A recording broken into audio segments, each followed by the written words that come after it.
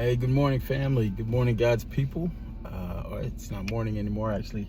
Good afternoon, rather. Please excuse my voice and my eyes. I ate something yesterday that took me down through there, and trying to recover from that.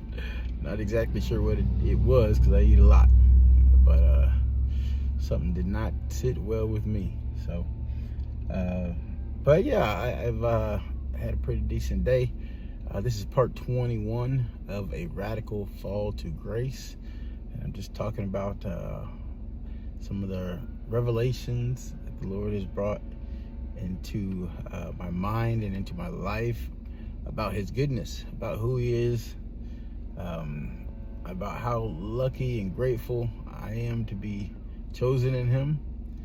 And that when I was just far off the rails, he guided me home. And yeah, so, and I killed a squirrel today. I know that's a horrible segue, but it got me thinking. It made me a little bit angry. I was sad, no doubt, but it made me angry. I was angry at this squirrel because I was on my way to work, coming down the street, and there was a squirrel playing in the middle of the street. The squirrel looked up at me. I looked at the squirrel.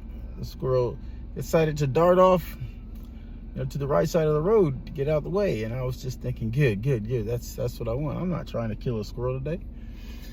And as soon as that squirrel got to the edge of the road, to the safety zone, it made the decision to turn back around and go right back into the road. And I was so mad. I was like, why did you do that? You were safe. You were moving in the right direction, and you spun right back around. And now I understand this is a squirrel, and they think like a squirrel, but I started to realize that about myself. Like, I think like a squirrel sometimes too. I remember when I first joined the Army, and I went to, after basic training, I went to AIT. I was 19 years old, and I was just going back and forth between whether I was going to live for the Lord and follow His purpose, or whether I was going to honor the flesh. And it was just this, I remember this back and forth. I felt like that squirrel. It's like as soon as I would get close to coming into the arms of safety, some shiny object would get my attention, and I'd go back out there. And it went like this for a while. And I'll never forget, there was this organization that would come on post to all the bases and posts, and they would hand out tracts and invite people to church. And they had invited me 2 or 3 times, and I kept telling them I was going to go and not going because I had better things to do on Sunday, like get over a hangover or whatever it was. And so this one Sunday, they finally said, "Come on, man! You keep saying you're going to go. Let's go." And I went to the service. It was amazing. And man, I just really had this encounter with the Lord where I just poured out my heart to Him. He poured out His love on me. And I remember just the feeling of love and inclusivity. And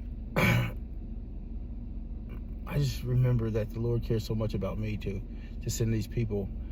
And so that night, just under the full power of the Spirit, I went home to my barracks, and I began to just lay on my bed with my face down and just begin to pray.